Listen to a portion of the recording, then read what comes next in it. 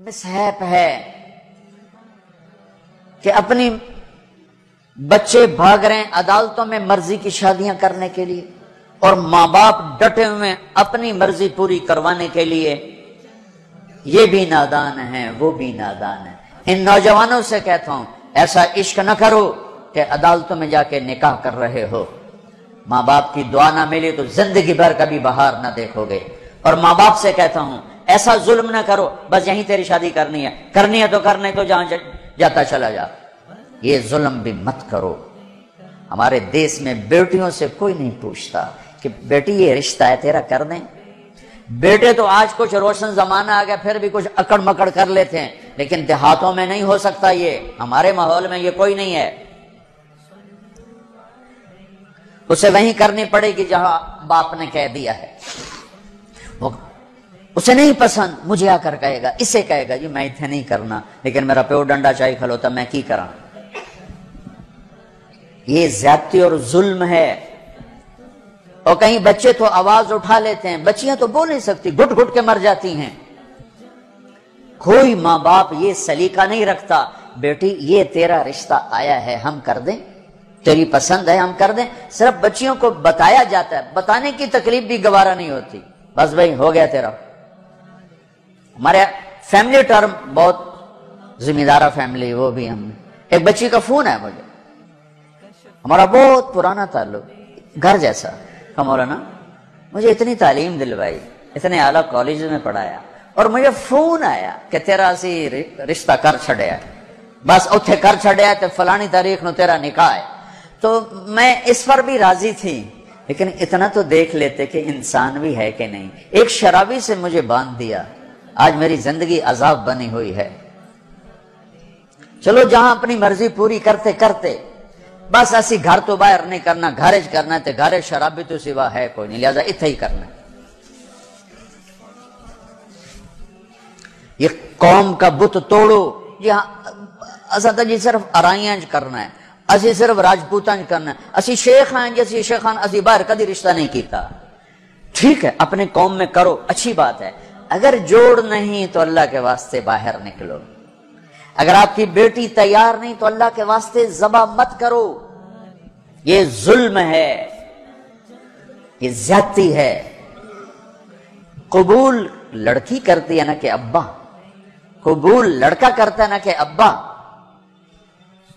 یہ اختیار تو شریعت بچے کو دے رہی، بچی کو دے رہی کہ میں نے قبول کیا، کہے گی تو نکاح، وہ کہتے میں نے قبول نہیں کیا تو اب تو نہیں ہوگا۔ میرا گاؤں راوی کے کنارے ہے، کتنی بچیاں ذبح کر کے ڈال دی گئی راوی میں، اپنی مرضی دی شادی کیتی ہے نا بس ٹھیک ہے، ذبح کر دیا۔ ساری زندگی بیٹے زنا کرتے ہیں تو کہو جی چھوڑ چھکرن کر دی رہ جاندے ہیں، بیٹی پر شک پڑ جائے تو ذبح کر دیتے۔ ہائے ہائے ہائے ہائے ہائے۔ میرے نبی نے آخری خطبے میں بیٹوں کے لیے نصیحت نہیں فرمائی تھی، عورت کے لیے نصیحت، تمہیں عورتوں کے بارے میں نصیحت کر کے جا رہا ہوں، آخری خطبہ تمہیں عورتوں کے بارے میں نصیحت کر کے جا رہا ہوں۔ ایسی درد بھری داستانیں میں جانتا ہوں، میرے دائیں بائیں ہوئی ہیں، ہو رہی ہیں۔ ماں باپ کو کہہ رہا ہوں کہ اللہ کے واسطے ماں باپ ہونے کا غلط فائدہ مت اٹھاؤ، باجی ایتھے ہی کرنا ہے، خبر سج ایسی کو نہیں کرنا، اسی قوم تو باہر نہیں کرنا، کرنا ہی تھا کر نہیں تو بیٹھے رہو۔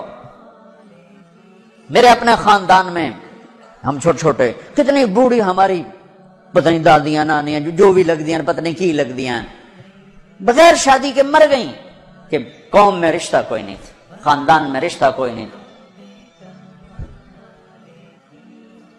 یہ ستم آج میرے دیس میں ہے، یہ بھی ظلم ہے، صرف زمین دبانا ظلم نہیں، یہ بھی ظلم ہے۔ رشتہ مانگنے والے علی اور مانگا جا رہا ہے فاطمہ کا۔ نبیوں کے بعد سب سے عظیم جوڑی علی و فاطمہ، تو آسمان پہ طے ہو چکا ہے، علی آ کر بیٹھ جاتے ہیں، شرم کی وجہ سے بول نہیں سکتے۔ آپ کو تو پتہ ہے کیوں آئے علی، کیسے آئے؟ چپ۔ فرمایا فاطمہ کے رشتے کے لیے آئے ہو گئے؟ اچھی. تو ہم نے کہا انشاءاللہ. پہلے ایک حدیث سنو. میرے نبی نے کہا میں نے جہاں شادی کی، میں نے جہاں بیٹی دی، پہلے آسمان سے وحی آئی، پھر میں نے قدم اٹھایا. اس کا مطلب ہے آسمان سے وحی آ چکی ہے. کہ چونکہ پہلے ابو بکر نے آ کے رشتہ مانگا، آپ نے انکار کر دیا. حضرت عمر نے آ کے رشتہ مانگا، آپ نے انکار کر دیا. عبد الرحمن بن عوف نے حضرت علی سے کہا علی تو جا مانگ، تجھے نہیں انکار ہوگا. حضرت علی نے کہا میں تو بہت غریب ہوں، میرا تو گھر بھی اپنا نہیں، مجھے دے دیں گے؟ ہاں تجھے ضرور دیں گے. تو ان کو بھیج کر خود باہر سارے کھڑے ہو گئے. تو آپ نے کہا اچھا انشاءاللہ، اور یہ کہہ کر اٹھ گئے. حضرت علی پریشان ہو کے باہر نکلے.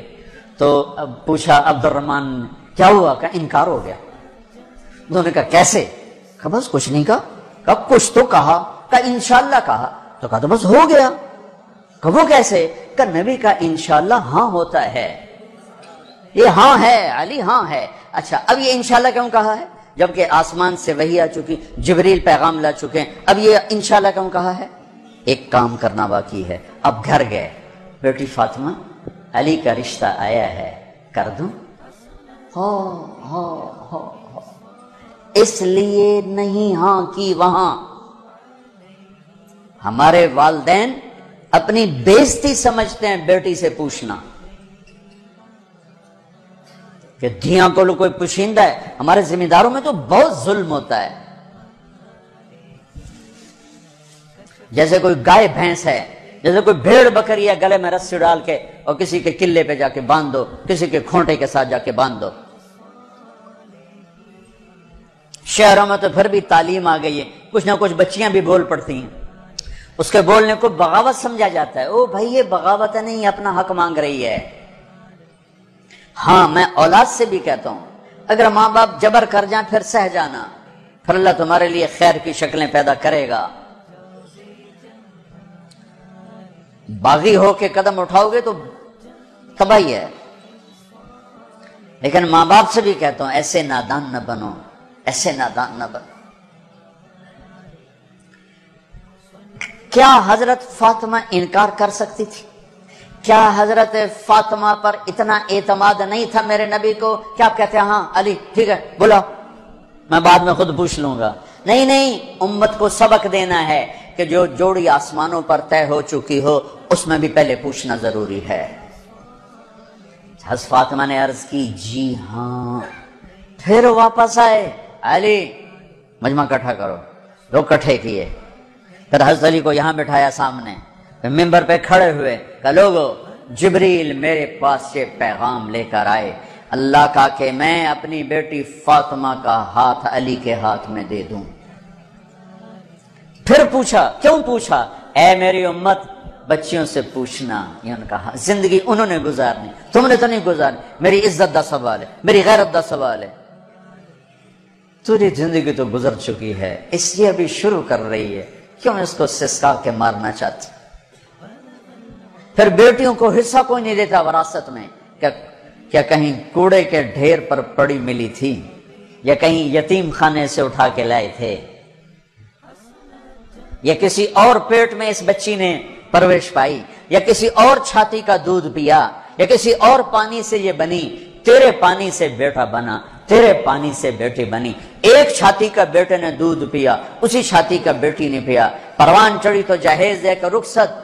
اب چند دن پہلے ایک خاتون کا مجھے فون آیا ایک شہر سے کہ بھائیوں نے باپ بیمار ہوئے تو بھائیوں نے فراڈ کر کے ساری جائیداد اپنے نام لگوا کے مجھے خالی ہاتھ کر دیا ہے. میں در بدر پھر رہی ہوں، نہ میرے پاس گھر ہے نہ میرے پاس کھانے کو روٹی ہے، اور بھائیوں نے ساری جائیداد پہ قبضہ کر لیا. یہ ہر گھر کی کہانی ہے، 100 میں 100 یہ کر رہے ہیں. کوئی لاکھوں میں ایک ہے جو بچیوں کی وراثت کا اہتمام کرتا ہے.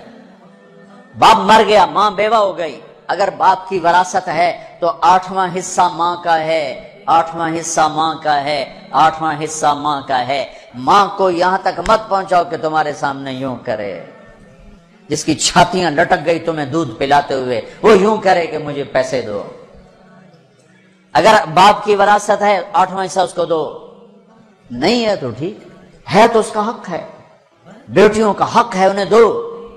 تمہارے بیٹے تمہارے لیے عذاب بن جائیں گے آخرت میں اگر بیٹیوں کو حق نہ دیا۔ تو ان پر مادی ظلم بھی ہے، جانی ظلم بھی ہے، روحانی ظلم بھی ہے۔ نہ جائیداد دیتے ہیں، نہ ان کی رائے لیتے ہیں، بھیڑ بکری کی طرح کسی کی کھرلی پہ باندھ کے آ جاتے ہیں۔ لوگوں، جبریل میرے پاس اللہ کا پیغام لائے ہیں، پھر نکاح کیا۔ 400 درہم، 480 درہم دونوں ہیں۔ علی فاطمہ بنت محمد کو تمہارے نکاح میں دیا، قبول ہے؟ اجی قبول ہے، اور سجدے میں سر رکھ دیا، رب اوزعنی ان اشکر نعمتک التی انعمت علی، یہ دعا مانگی۔ اللہ کے نبی نے زور سے آمین کہا، پھر آپ نے سب کو شہد کا شربت پلایا یا چھوارے کھلائے، پھر رخصتی ہوئی، مہینے بعد، 6 ماہ بعد، سال بعد، یا فوراً، ساری روایات ہیں۔ حضرت علی آئے تو آپ کو اندر لے گئے، حضرت فاطمہ کا ہاتھ پکڑا اور علی کے ہاتھ میں دیا اور کہا، علی آپ کو نبی کی بیٹی مبارک، اللہ، آپ کو نبی کی بیٹی مبارک۔ پھر فرمایا، میری بیٹی، مجھے اپنے خاندان میں جو سب سے زیادہ محبوب تھا، میں نے تیرا ہاتھ اس کے ہاتھ میں دیا ہے۔ جن کے فیصلے آسمان سے ہو چکے ہوں اور جبریل آ کے سنا رہا ہو، وہ پہلے پوچھنے جا رہے ہیں، بیٹی کر دوں؟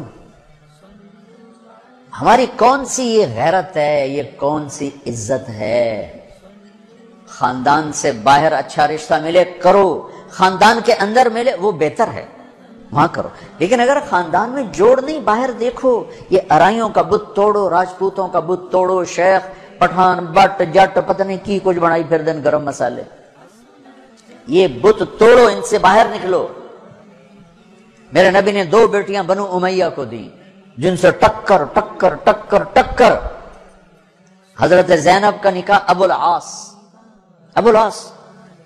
بن ربیعہ بن امیہ بن عبد شمس، امیہ کے پوتے کو اپنی بڑی بیٹی دی، اور عثمان بنو امیہ میں سے 2 بیٹیاں ان کے نکاح میں دی، رقیہ، ام کلثوم۔ اور جب ام کلثوم پہ انتقال کریں گے تو فرمایا، اگر میری 100 بیٹیاں ہوتی تو میں 100 اور اس طرح مرتی تو میں ایک ایک کر کے عثمان کے نکاح میں دیتا۔ بنو امیہ میں بیٹیاں دی، ایک بیٹی فاطمہ اپنے گھر میں دی علی کو، اپنے خاندان میں شادی کی قریش، خاندان سے باہر برادری میں شادی کی عرب، ہلالیہ، مستلق، پھر برادری سے بھی باہر یہودی نسل میں شادی کی، حضرت صفیہ بنو اسرائیل میں یہودیوں میں سے۔ اپنے نبی کو تو دیکھو کیا کیا انہوں نے، ہم اپنے نبی سے بھی آگے جا چکے ہیں۔ کتنے بچے میرے پاس آتے ہیں نوجوان کہ جی شادی کرنا چاہتا ہوں، وہاں بچی بھی تیار ہے، لیکن وہ کہتے ہیں بس ہم نے راجپوتوں سے باہر نہیں کرنا، ہم نے ارائیوں سے باہر نہیں کرنا، ہم نے شیخوں سے باہر نہیں کرنا۔ میں ان کو یہ کہ بھائی دیکھو بیٹا، کورٹ میرج سے بچنا کہ برکت نہیں ہوتی، اللہ سے مانگو، نہیں ہو تو پھر صبر کر کے پی جاؤ۔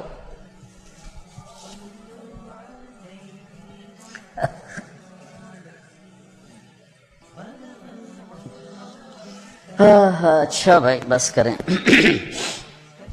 تو یہ ایک خوبصورت زندگی ہے جس کو سیکھنے کی ضرورت ہے۔ یہ تبلیغ میں جانا، اس کو سیکھنا ہے۔ یہ وہ زندگی کے وہ مسائل ہیں جو عام طور پر ممبر سے بیان نہیں ہوتے، عام طور پر ان کو نہیں سامنے لایا جاتا، جس کی وجہ سے ہم ایسے الجھے پڑے ہیں۔ میں آپ کی منت کرتا ہوں، اپنے نبی کی پاکیزہ سیرت سیکھو، زندگی سیکھو، قرآن پڑھو، سیرت پڑھو، علماء سے رابطہ رکھو، علماء کو عزت دو، ہر فرقے کے عالم کو عزت دو، آپ سے اختلاف کرے، آپ کو برا بھلا کہے، عزت سے سلام کرو، محبت کرو، تبلیغ میں وقت لگاؤ، تو انشاءاللہ آپ کی زندگی کے روشن باب کھلتے چلے جائیں گے۔ اور وہ چلا 4 مہینے کے لیے تو جس کے نصیب میں ہوگا وہ نکلے گا۔ لیکن ایک مطالبہ میں ہر بیان کے آخر میں کیا کرتا ہوں، وہ اب بھی کر رہا ہوں کہ ماشاءاللہ اکثر نوجوان کھڑے ہو بیٹھے ہو، پیچھے بھی گراؤنڈ میں لوگ بیٹھے ہوئے ہیں، میں آپ سب سے توبہ کی تشکیل کروانا چاہتا ہوں کہ آؤ ہم سب مل کر اجتماعی توبہ کر لیں کہ توبہ سے اللہ خوش بڑا ہوتا اور پچھلے سارے گناہ معاف ہو جاتے ہیں۔ تو کیا خیال ہے توبہ کرنا ہے؟ تو توبہ کرتے ہو؟ پکی کرتے ہو؟ کہو میرے ساتھ یا اللہ میری توبہ، پھر کہو یا اللہ میری توبہ، پھر کہو یا اللہ میری توبہ۔ مبارک مبارک مبارک۔ اگر آپ نے پکی کر لی ہے تو اللہ کے فضل سے آپ کے پچھلے سب گناہ معاف ہو گئے۔ اب ان علماء سے پوچھ لینا کہ اس کی ترتیب کیا ہے، فرائض چھوٹے ہیں کیا کرنا ہے، حقوق چھوٹے ہیں کیا کرنا ہے، لیکن گناہ معاف ہو گیا۔ نماز نہیں پڑھتا تھا، گناہ معاف۔ اب کرنا کیا ہے؟ کسی کے حق دبائے تھے، گناہ معاف۔ اب حق ادا کیسے کرنا ہے یہ اپنے اہل علم سے یا جس پر آپ کو اعتماد ہو اس سے جا کر آپ پوچھ لو۔ اور آپ جہاں جہاں سے آئے ہو میری یہ گزارش ہے، مہینے میں 3 دن تبلیغ میں ضرور جاتے رہو، صرف 3 دن۔ نیت کرتے ہو سارا مجمع سارے؟ اور جو آپ فیصلہ آباد میں رہتے ہو تو جمعرات کو مرکز میں جایا کریں، جو ہمارا یہاں اسماعیل مسجد ہے جہاں ماشاءاللہ دین کی بات جمعرات کو ہوتی ہے، رات وہاں گزارو، آپ کو بہت فائدہ ہوگا، ورنہ کم کم مغرب سے عشاء کا وقت ضرور وہاں گزارو۔ اور آخری بات یہ ہے کہ اگر آپ کسی سے لڑے ہوئے ہو تو یہاں سے اٹھ کے صلح کر لینا۔ لڑائی زیبا نہیں، قطع تعلق۔ لڑائی ہونا کوئی مسئلہ نہیں، اونچ نیچ کوئی مسئلہ نہیں، قطع تعلق، بول چال بند، باجی ہونا سی گل ہی نہیں کرنا۔ اسی جی بس بائیکاٹ کرتا ہے، جڑا ادھے جاوے گا وہ ساڈا دشمن۔ ہمارے دیہاتوں میں تو یہ کہتے جڑا انہوں ملیا وہ ساڈا بھی دشمن ہے، اسی لکھے چھک چھڈن۔ اے جٹاں دے بیٹھے ہوندے میں انہاں دے اسی لکھے چھک چھڈن۔ اے لکھے مٹا چھڈو نہیں تو موت او لتر مارنے نا۔ تو بھائیو جس سے آپ ناراض ہو، لڑے ہوئے ہو، صلح کر۔ خاص طور پر بیوی سے کھٹ بٹانا تو جاتے ہی صلح کرنا، چونکہ جب میاں بیوی لڑ کے صلح کرتے ہیں تو اللہ ان کے پچھلے سارے گناہ معاف کر دیتے ہیں، سارے گناہ معاف کر دیتے ہیں۔ اور عجب حدیث سنو، سب سے پہلے جو ترازو میں تولا جائے گا نا عملوں کو، تو نماز ہے یا روزہ یا تبلیغ یا علم یا حج؟ نہیں، سب سے پہلے بیوی سے سلوک تولا جائے گا۔ سب سے پہلے بیوی سے کیا کرتا تھا یہ تولا جائے گا۔ اس لیے بھائیو اگر کوئی انبن ہے، ہو جاتا ہے، کوئی مسئلہ نہیں، ہو جاتا ہے، صلح کر لینا، صلح کر۔ کسی سے آپ کی بول چال بند ہے، خود جا کے سلام کر لینا، تو انشاءاللہ اللہ آپ کے لیے خیر برکت کے راستے کھولے گا۔ اب جو بھائی ہمارے بچے کل سے جا رہے ہیں نا بچے ہمارے ہیں، تو جو کل سے ہمارے بچے جا رہے ہیں ان کے ساتھ جو بھائی چلے کے لیے نوجوان تیار ہو ذرا کھڑے ہو کے دیدار کرا دو، پھر دعا کرا دو۔ جو ان کے ساتھ کل